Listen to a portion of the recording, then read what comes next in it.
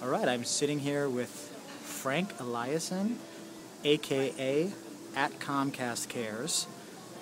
He is the customer service extraordinaire over at Comcast through an assortment of social media channels, Twitter being one of them, at Comcast Cares on Twitter. Hi, Frank. How are you, Dave? And we're in Chicago, just had a chance to catch up. So, Frank, we just talked about this earlier, and I thought I'd lay it right out there. Start off top. Question on everyone's minds. So you got Comcast, big service company.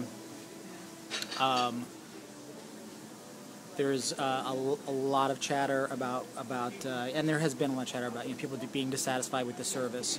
And you're out there leading the charge in terms of helping people providing customer service, primarily through social channels. But my question is, does that make the product better? It actually does make the product better. I think the key is, there's a lot of discussion right now about social CRM, and it's centered around the tools of CRM. CRM is really a mindset that goes throughout the whole organization, and it's not so much about the tools.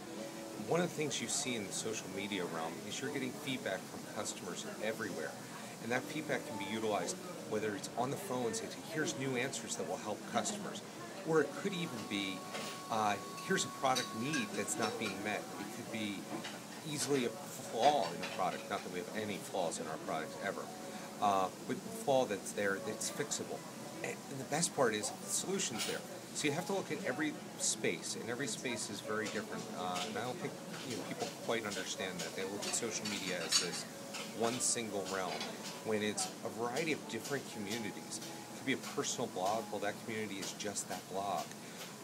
Or it could be Twitter, where the community is all of Twitter, plus there's a little community of friends within that space.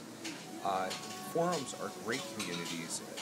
For us, we're in forums throughout the internet. We have our own forums, and then there's forums like Broadband Reports. We even have a private forum there that people can engage with us with conversations regarding their account.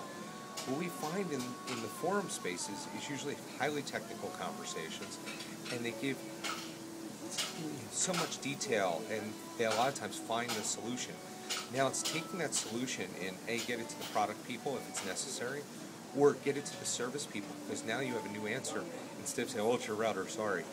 Now you can say, well, it's your router, but here's a great conversation on it, and it looks like this is the answer to it. Okay, so I buy that response, and that basically by listening and doing some participation, you're going to get feedback that can make your service better. Mm-hmm. I buy that.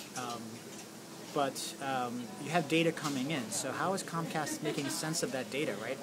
Okay. Because you've got that coming in through Twitter. Yeah, all these places. Through all these different places, so you have to make sense of that somehow in order to implement it to make the service better. I think you have to have a centralized group that's handling this stuff and then parsing it to the right areas.